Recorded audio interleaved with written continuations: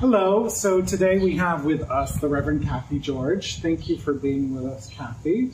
We are all looking forward to this fall when you will be helping us out with the sabbatical time, spending some time with us. Thank you. I am too. Good. I am too. And I'm really glad for this chance to be introduced to you, and I look forward to meeting you in person. So I was wondering if we could start out, if you could just tell us a little bit about yourself. Sure. I grew up on the Midwestern plains and came east 36 years ago to go to Harvard Divinity. No, actually, it was even longer than that. To go to Harvard Divinity School, and I have been a priest in the Diocese of Massachusetts my whole time, though I haven't always just been there. And I feel very at home and comfortable driving through Concord and coming through Trinity, because 12 years of my ministry I was rector at I'm pointing over here towards Lincoln. 12 years I was at St. Anne's in the Fields as rector, so there's a feeling of home here for me. Before I was at St. Anne's Lincoln, I was a prison chaplain at the Framingham Women's Prison for 3 years. And then when our children were very young, my husband Michael and I have 2 children. They're now 36 and 34. Hard for Christopher to believe, because when you met them, they were much younger than that. So what was I just saying? That while they were very little, I worked only in the summer for several summers at a summer chapel in Dublin, New Hampshire, which introduced our family to the Monadnock region of New Hampshire. And then following that, I was at Trinity Copley Square for 2 years before coming to Lincoln, where we really settled in and the kids finished high school and went off to college.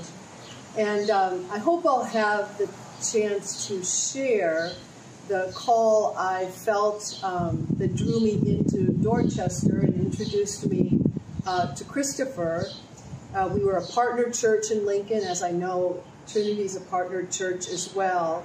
But to make a very long and exciting call shortened, I was in Dorchester for 3 years, helping to forge a future for St. Mary's and St. Mark's. And Christopher was the organist, Christopher was the warden, Christopher was, and eventually we had the joy of Christopher beginning the sense of a call and returning to school and all that finds him here today. So following that, I've been and just finished at Yale Divinity School, where I was an associate dean at Berkeley, which is the Episcopal school within Yale Divinity School.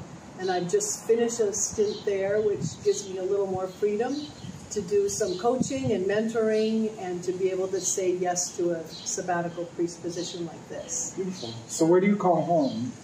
So, you know, there's been many city apartments that have been home, both in Dorchester, short time at Chestnut Hill, and then in New Haven, Connecticut.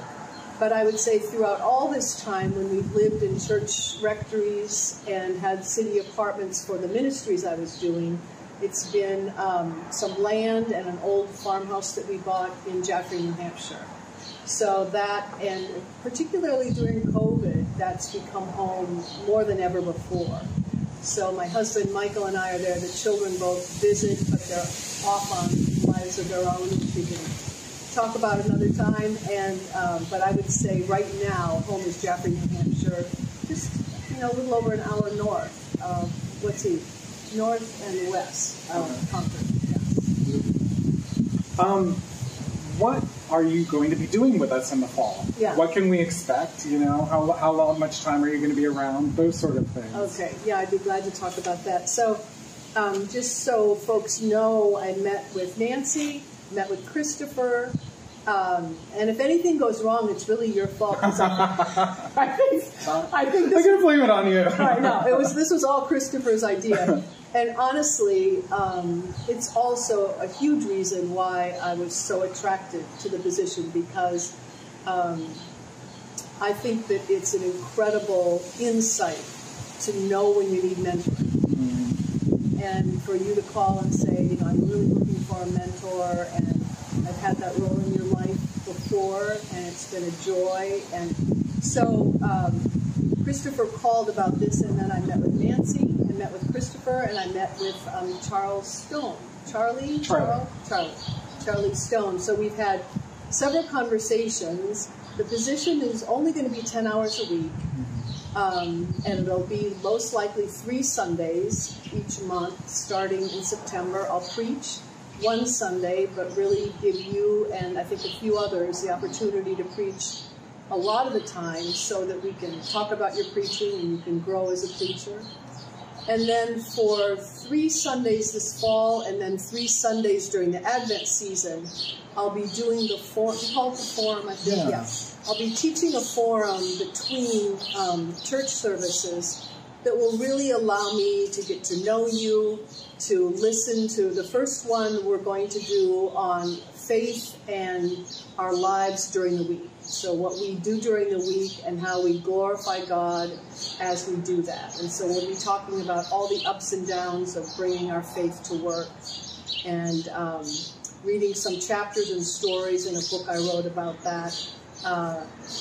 So I'm really looking forward to that. And then there's a couple weeks break, and then in Advent, we'll just read a book of meditations together for 3 Sundays and talk about how we can grow closer to God in that so busy season of the year when it can be very distracting, and just the opportunities that I think Advent hands to us in the church for growing closer to God. So 2 3-week adult ed, and then a weekly meetings with you, Christopher, and being part of the staff meetings. When you and Charlie and I talked, we said there's also executive committee, vestry, some of these other meetings, which I'm glad to be part of, and if we go above and beyond hours, we can negotiate and figure that out. So I'm open to more as needed, but I'm happy to be just looking at 10 hours a week of being here with you as a sabbatical priest. And I would say the one other thing would be just being a pastor to people, both on Sundays when I'm here, and then being available during the week as needed to be a pastor. Beautiful. Yeah. I really appreciate your willingness to be flexible, because we haven't been through sabbatical as a community in a long time. Yeah. So, yeah. And not in this formation. So, yeah.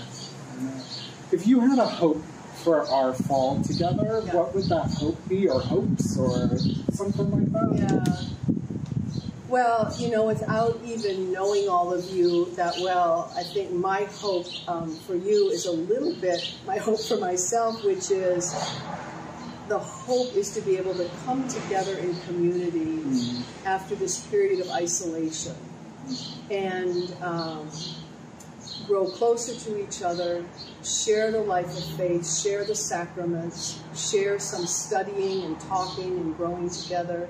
And I hope for this community, you know, I have been on sabbaticals, and, you know, the person going away on sabbatical, we all assume, well, that person is going off to greater peace and growth and nurturing their faith or traveling or whatever they're doing. And I think there's an opportunity for growth in a parish, maturity in a parish. And so my hope for you as a parish is that we would find ways to really grow your closeness to each other, your closeness to God, your trust of each other, and a real sense of openness to the future, and sort of during this time we're together.